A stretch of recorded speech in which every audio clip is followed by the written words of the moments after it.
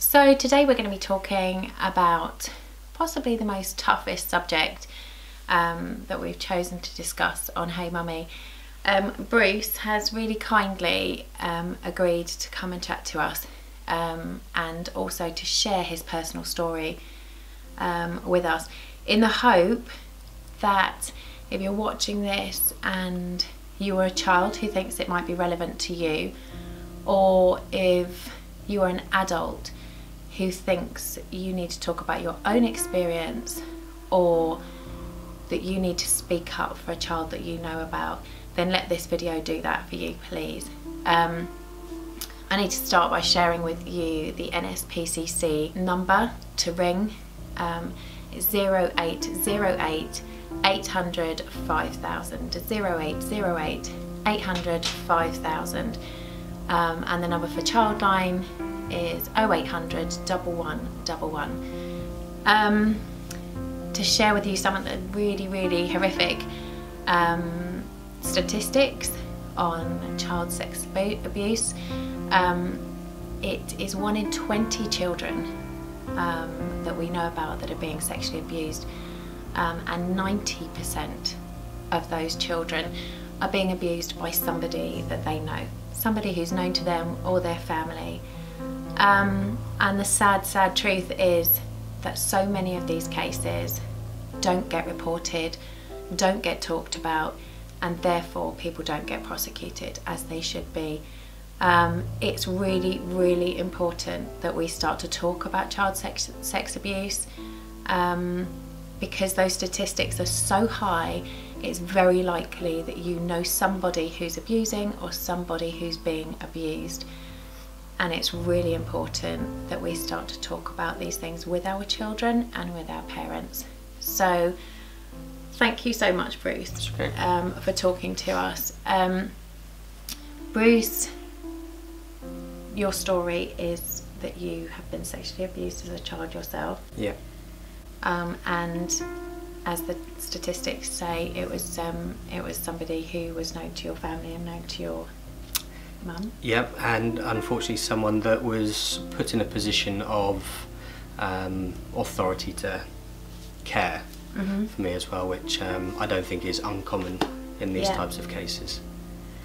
And would you be able to share with us why you think now, looking back as an adult who started to talk about and get therapy for what you went through as a child, can you now identify why you didn't say something, why you didn't try and get help as a child? Did you even know it was not right? Yeah, so I knew the situation wasn't right. I guess as a child I was very confused about what was happening, why it was happening.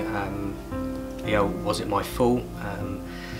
At that stage, I mean, this was 35 years ago, you know, I was scared of my parents, so that was used against me as they'll never believe you, they'll believe me, and if you tell them, you'll get punished, smacked, all that kind of stuff. So I was very scared of kind of that reaction. So as much as I knew it was wrong, I didn't feel like I had the opportunity or the power to let my parents or anyone know what was happening. And I think also, you know, there is this stigma about boys, dare I say it. Man up, stop crying, you're not really hurt. And I guess as a young lad, that was a mentality that was kind of installed in me, which led me just to keep these things inside. And eventually, after a while, you start to question, did it really happen? No one's going to care now. It's just part of who I am. Actually, do you know what? I'm okay. It doesn't bother me. And how wrong could I be? Yeah. And obviously now as an adult you're starting to talk about it and realise that something that happened when you were a child has an impact on the rest of your life. Absolutely. And we were having a chat before this interview, talking about PTSD as well, and it being something that you think isn't perhaps ever going to be something that you're, you know, what's traumatic about it? It is a trauma. Child abuse is wrong. There is no right about it. if you're a child watching this video or a parent watching this video who's perhaps had niggling thoughts about something not being right, it is not right. And I talk very openly with my 3 boys. I know you've got 2 girls as well. And it's really important to keep lines of communication open with our children.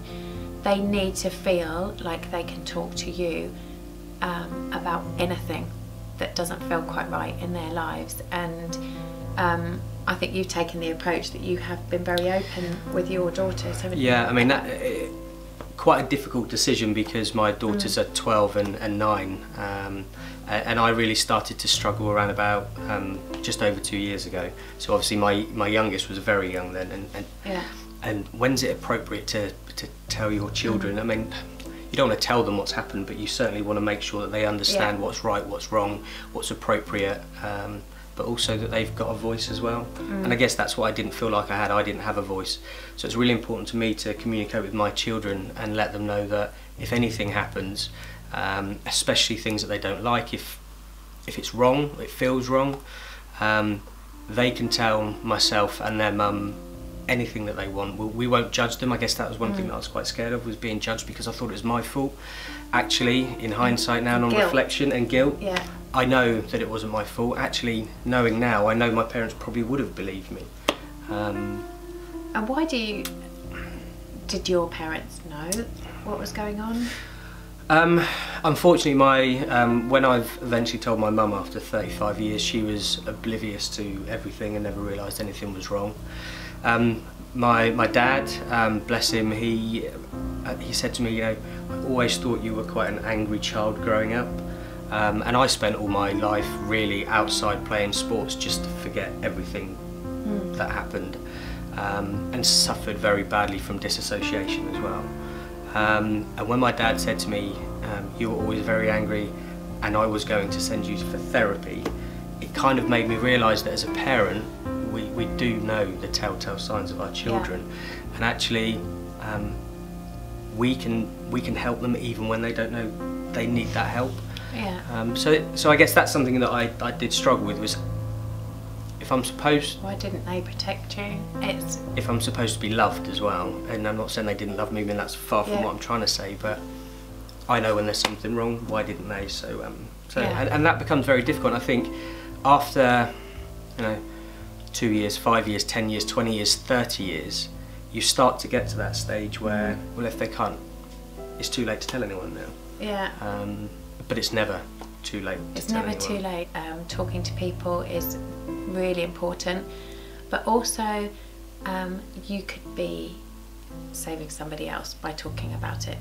And if you don't do anything about it, even if you were being abused and it's now stopped, that person could have moved on to someone else, and the likelihood is they have. If they've got away with it once, then they will feel less worried about doing it a second time, and by talking to the right people about it, you could be saving someone else from being abused.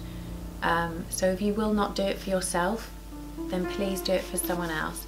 The NSPCC number, once again, is 0808 800 5000. Guilt, I think, is one of the worst things for kids to cope with. It's an emotion that isn't black and white. Happiness is an easy emotion to identify, and sadness is an easy emotion to identify. Guilt is a really, really tricky one, and I've seen that in my own children as we went through divorce. Guilt is something that children get stuck with emotionally. And unfortunately, one of the big things with sexual abuse is that guilt is quite often one of the reasons why children don't talk about it. They feel like it's wrong, they feel like it's dirty, they feel like they brought it on themselves. You've even talked about guilt. Why did it happen to you and not to your sister? Not to me, and I guess other side effects, unintended consequences of not talking about it. I've wasted in my opinion, I've wasted 35 years of a relationship with my twin sister.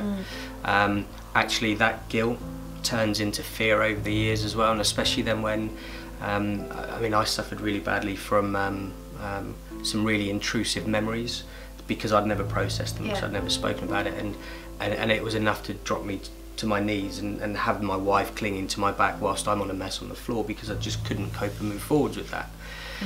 But that fear then turns into anger, and that anger turns into, you know, the suicidal thoughts. And I'm not ashamed to say I thought of driving my car into a wall and jumping off bridges several times. It turns into self-harm, and again, I'm not ashamed to say that because of some of the experiences I had when I was being abused, I started self-harming as well.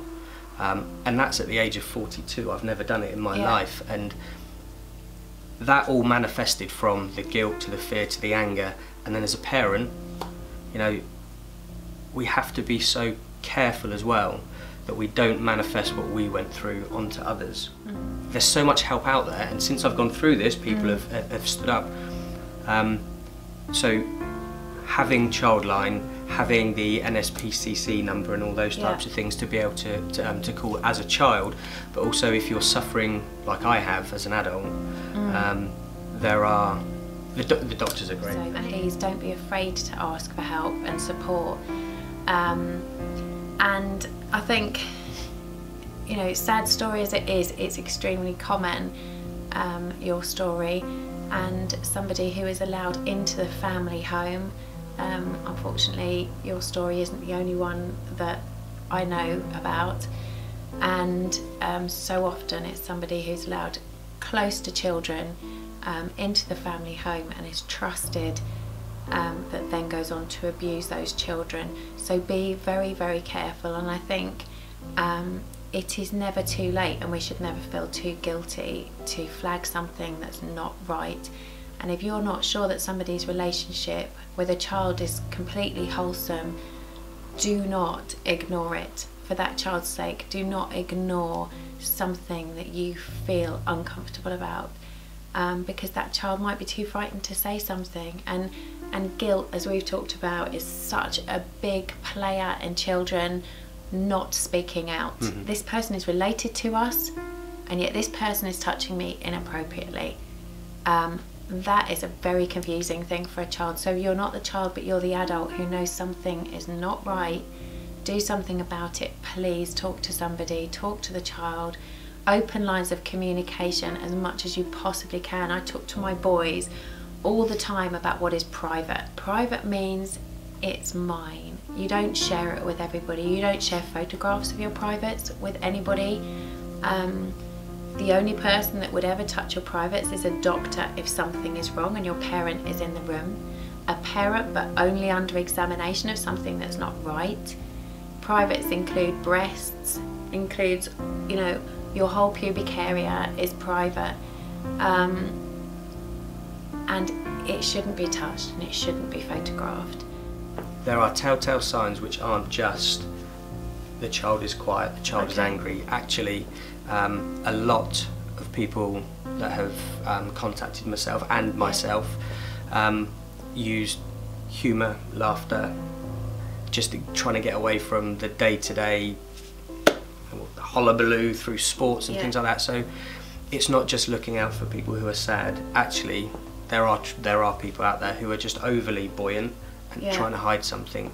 So I'm not saying everyone who's happy has got a secret that they want to hide, but certainly there are a number of different behaviours that we should all be aware of. And I guess the single most powerful question that anyone can ask is, are you okay? Mean it sincerely. And if you think that someone's flippant reply of, yeah, I'm fine, ask them again. And actually you'll be surprised how often through that second question people will then start to open up. And I'm so sorry that you've had to go through such a tough time, and also, like you said, it's affected your life since then till now. And if you're watching this and you are abusing a child, then I hope you can see the effect that it has on somebody's life. It is damaging for a very long period of time, and it's a very tough thing for you to have had to go through again and to deal with, even at your age. So